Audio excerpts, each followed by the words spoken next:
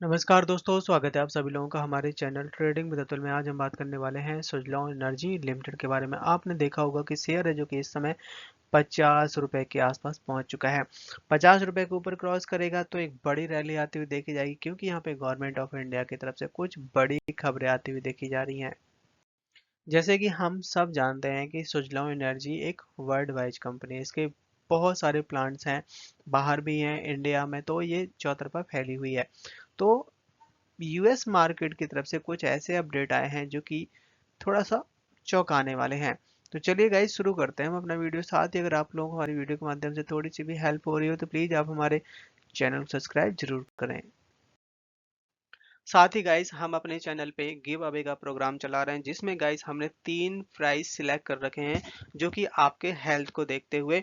और जिसमें गाइस हमने अपना फर्स्ट प्राइज रखा हुआ है साइकिल, सेकंड प्राइज रखा हुआ है smart watch and third prize रखा हुआ है स्पोर्ट शूज।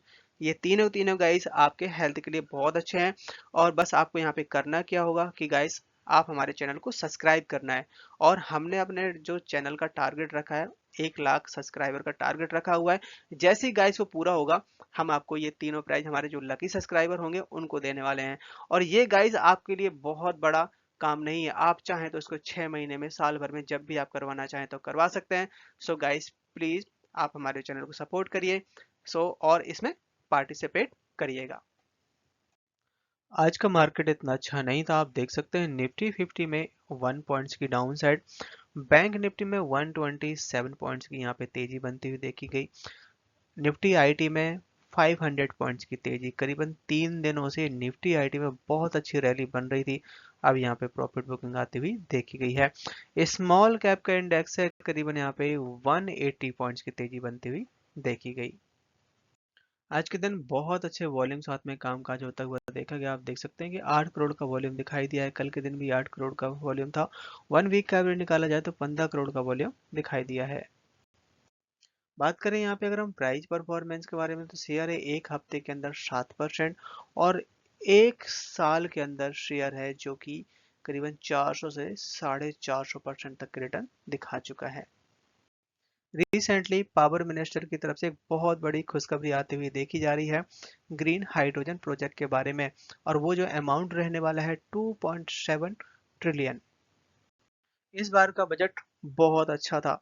और बजट से पहले गवर्नमेंट ऑफ इंडिया की तरफ से सोलर पैनल लगाने की बात कही गई है। वो भी घरों में। कुछ यहाँ पे सब्सिडी भी दी जाएगी, जिसमें 25,000 सेपरेटली उत्तर प्रदेश के लिए रखा गया है। इसके अलावा 2.73 ट्रिलियन ग्रीन हाइड्रोजन प्रोजेक्ट की बात कही गई है, और जिससे बहुत सारा एम्प्लॉयमेंट, और इस मिशन को कंप्लीट करने के लिए biomass collection machinery and biofuel unit का यूज करने की बात कही जा रही है, जिससे बहुत जल्द इंडिया का जो नेट जीरो कार्बन है उसको अचीव किया जा सकता है।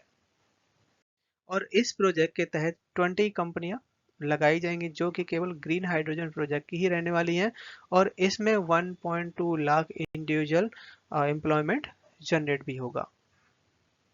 साथ ही अमेरिका से एक बड़ी खबर आती हुई देखी जा रही है, खासकर रिन्यूएबल एनर्जी के बारे में। बताया जा रहा है कि 100% ये अपना क्लीन एनर्जी है 2035 तक गोल है वो अचीव कर पाएंगे। बट रिसेंटली इन्होंने सोलर और विंड पे बैन लगाते हुए देखे जा रहे हैं। लगभग लगभग 15% ऐसे प्रोजेक्ट हैं जो कि यहाँ पे बैन में लगाया जा रहा है, क्योंकि डिफिकल्टी हो रही है कॉस्ट बाय को लेके, जिससे 2025 तक करीबन 19% विंड और सोलर के जो प्रोजेक्ट हैं वो हिट कर सकते हैं। बट करीबन यहाँ पे 11 साल में इनका जो टारगेट है, जो जीरो कार्बन लाने का, वो अचीव कर पाएंगे। आज के दिन शेयर ने हाई बनाया 50 रुपए का, लो बनाया 48.20 का, क्लोजिंग थी 49.25 पे। 3% तक की रैली बनती हुई देखी गई।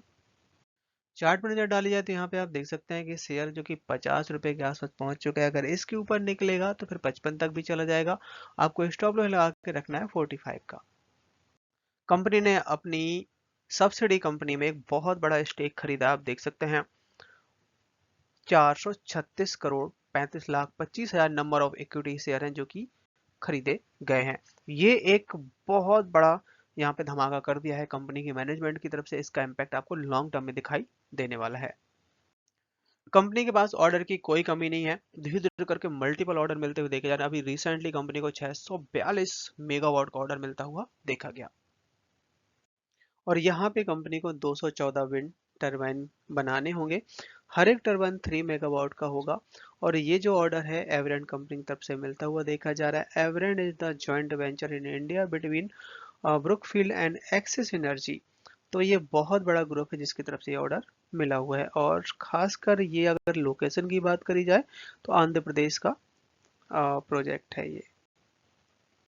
यहाँ पे बहुत तगड़ी न्यूज आती हुई देखी जा रही है, खासकर सुजलॉन के बारे में। आप देख सकते हैं कि सुजलॉन हो गया, थर्मेक्स हो गया और पॉनेक्स मिल हो गया, ये अब दूसरे इंडेक्स में शामिल हो रहे हैं। सो यहाँ पे एफटीएसई ने अनाउंस किया है कि फरवरी में Phoenix mill, Thermax and Suzlon जो कि ये ऐड हो जाएंगे ऑल वर्ल्ड इंडेक्स में एज पर IIFL अल्टरनेटिव रिसर्च। बताया जा रहा है कि ये जो खबर है 9 जनवरी के आसपास आई थी। और इस समय जो फ्लो है, मतलब जिस तरीके से खरीदारी देखने को मिल रही है, जिस तरीके से फंडामेंटल है, तो यहाँ पे जो सुजलॉन है जो कि इस समय 89.4 मिलियन डॉलर की बात कही जा रही, जो कि इस समय इनफ्लो चल रहा है। इसी तरीके से आपने देखा होगा कि फिनोक्स मिल, साथ ही यहाँ पे थर्मैक्स जो कि सबसे ज्यादा यहाँ पे सुजलॉन में इनफ्लो दिखाई दिया है। साथ ही यहाँ पे जिंदल स्टील भी है, कैपेटेक भी है, मतलब बहुत सारे शेयर्स हैं। आप यहाँ पे RVNL को भी देख सकते हैं।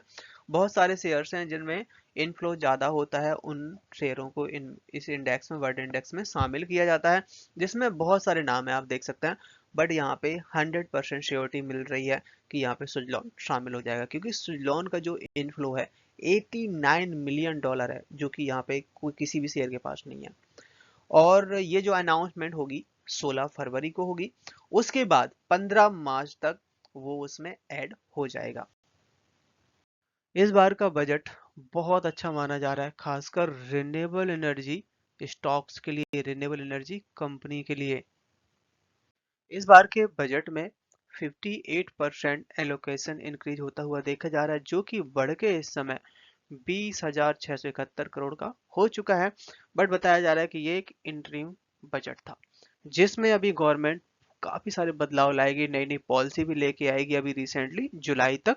और 2025 में ये जो एलोकेशन है आपका, ये और भी बढ़ सकता है। और जो कंपनियां थर्मल पावर प्लांट्स अभी भी चला रही हैं, उनके लिए अभी भी ज्यादा कोई टेंशन वाली बात नहीं है। आप देख सकते हैं कि करीबन 70% कैपेसिटी के साथ उनको हमें चलाना है। ये बात बिल्कुल सही है कि 30% थोड़ा रिड्यूस कर दिया गया है। बट जो कंपनियां थर्मल पावर प्लांट्स में काम कर रही हैं, धीरे धीरे करके विंड पावर और हाइड्रो प्रोजेक्ट में शिफ्ट होती हुई दिखाई दे रही हैं। सो ये अपने पास नंबर है पावर सेक्टर में जो एलोकेशन ग्रोइंग देखने को मिल रहा है। आप देख सकते हैं कि 2020-21 में ये 10,000 करोड़ के आसपास था, ये एक रफली है। और 2021-22 में आपका 15 हुआ, फिर 2023 में आपका 16, ज्यादा यहाँ पे ग्रोथ नहीं थी। बट इस बार के बजट में बहुत तगड़ी रैली बनती हुई देखी गई। आप देख सकते हैं करीबन 21,000 करोड़ के आसपास ये एलोकेशन बजट पहुंच चुका है, खासकर पावर सेक्टर के लिए। सो ये जो अभी तक रैली बन के आई है पावर स्टॉक में, पावर कंपनियों में, तो प्री बजट के हिसाब से रही है।